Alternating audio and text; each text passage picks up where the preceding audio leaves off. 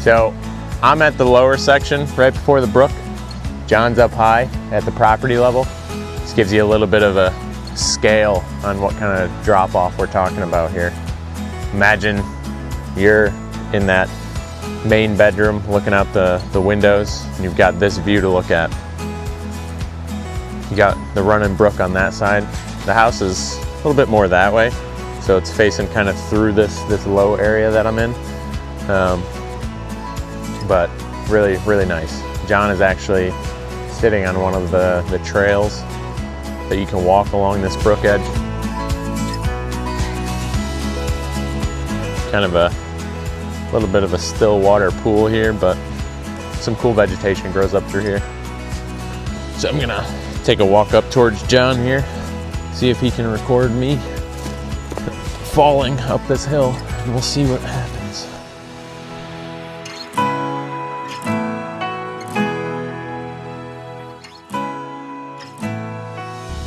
Check out this building. It's pretty sick. Nick Blackwell, stunning architect. These sit panels, sweet. Big trailer sit panels, sweet. Missing my 4Runner by inches, sweet. I hope they don't hit it. That would suck, because I could just move right now. No, I don't know if I can get out anymore. Breakfast might not be happening. So, a little view of the property here from up high. Like I said, the existing house over there. Got the Carriage House right in front of us.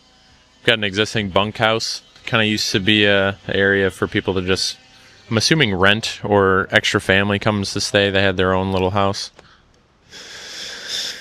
So, yeah, let's take a little stroll. The rocks are tipping. This is unfair.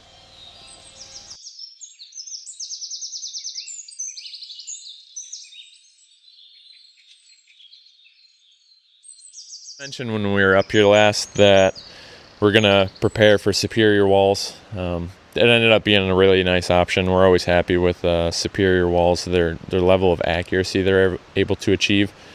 It was nice to be able to send them to do their work, have it complete, know that it's accurate and level, nice for Timberbilt to come and do their stuff.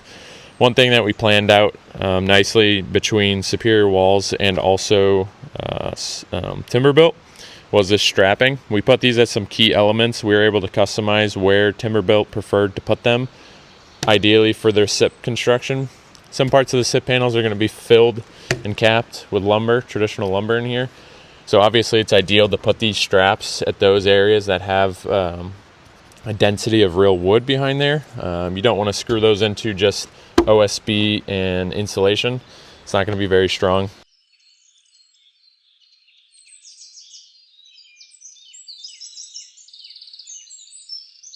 So in between these overhead doors that we're standing at here, 2 strapping locations offset a specific dimension on each corner of the building.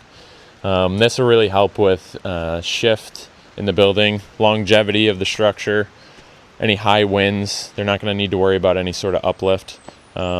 Big sense of security, especially at these, smaller wall components in between the doors. It really adds a lot of rigidity there.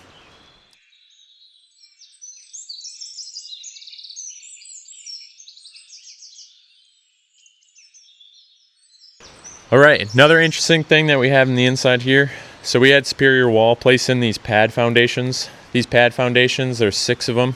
They're for the interior posts supporting the upper structure.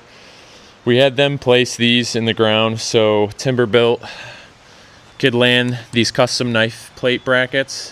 This is kind of an offset variant to a knife plate bracket. So we've got a traditional knife inside of this timber that they're going to pin when it's all said and done. And the reason we went with such a high offset is this project's got a unique detail where we're actually coming in and doing the slab at a later date. And we really wanted to assure that these timbers are going to stay well off the slab. Any risk of flooding or anything in this area, we don't want these timbers just like a 1/2 inch or 1 inch off the slab. So we're going to have a 6-inch slab in here. So we'll end up with a good clearance from top of finished slab to the bottom of these timbers.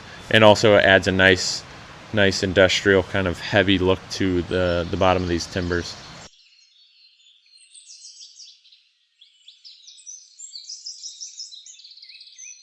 All right, working with Timberbuilt, they were able to work out some of these small details that really make the project pop. If you look up above here, we've got these 45 braces. This was a feature we really, to be honest, added on only a couple weeks before this project started. We thought the post kind of needed something more. And, you know, I brought it up to Adam over there at Timberbuilt, and he was like, yeah, not a problem. We do this stuff all the time. What do you think you want it to look like? Kind of shot him an idea. I actually did a quick sketch. Maybe we'll pop that up on the screen, but did a quick sketch to show what I'm thinking as far as size and scale. I didn't want it to be too prominent. I don't want to do huge braces that kind of take away from these monumental posts here in the middle. Just kind of a delicate, you know, detail just put in afterwards. And then another detail that I really have fallen in love with is just the gentle curve of those collar tie timbers up high. They're on every fourth timber truss up there, or I guess timber rafter, making it a timber truss. And just the gentle curve of it really just adds a natural touch to it.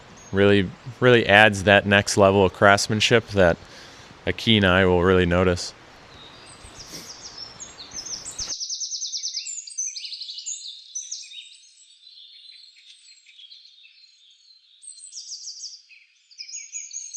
So yeah, like we were discussing, this is going to be the 3 car bays here. We've got the middle one with the car lift, so you can imagine one of the nicer cars sitting up high as we work our way back.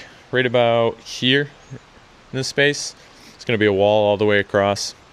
We're going to have a staircase perpendicular to this kind of center space here. You can go up the stairs above this space that I'm standing in now, where you see these 2 upper windows, and going to be a fireplace up there.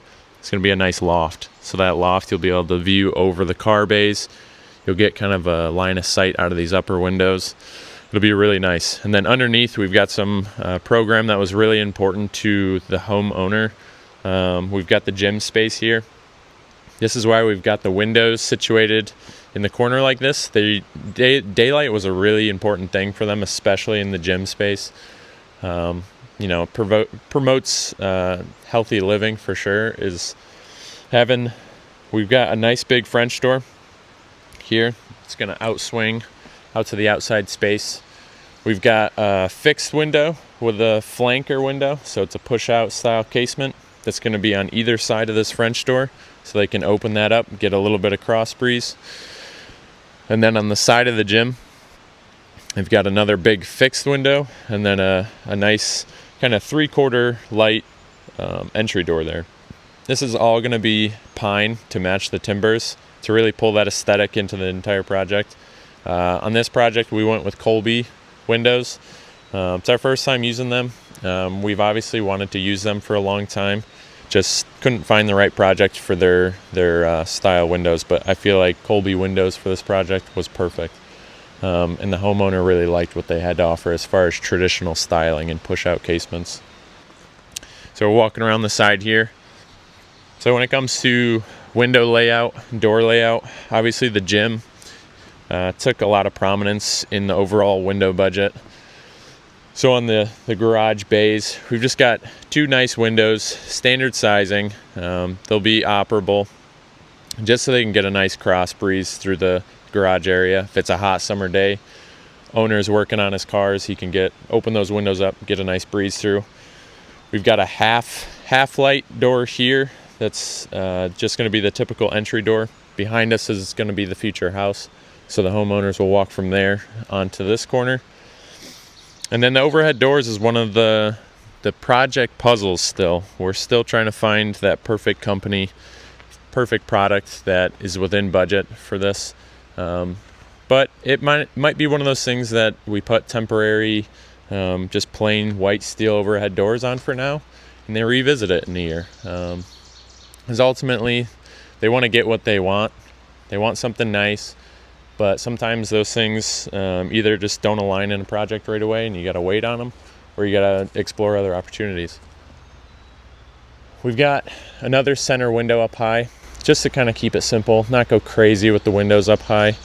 We're not really going for a trapezoidal style window. We're not, going for 3-4 window unit up there. Keep it simple, one nice window up high, add a little bit of styling to that monitor style. And then to finish out the floor plan, like I said, we've got that gym in that far corner there that we were just at. And then working our way to the middle underneath the loft, we're going to have a little bit more utility space. We're going to have a full bathroom. We're putting in adequate space for a future sauna. That'll be way down the road, but just leaving that space there for them to be able to kind of continue the project on as years go is really nice sometimes. So under that loft, bathroom, sauna.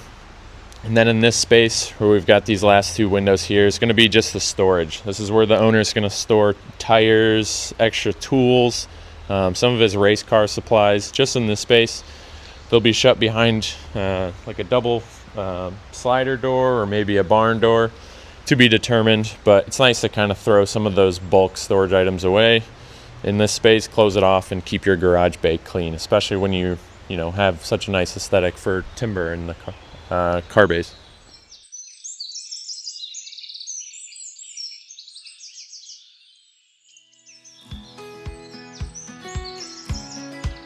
Yeah, we got concrete work done today. We did some drone videos. We measured some rough openings, made sure things look good here. We shot some content.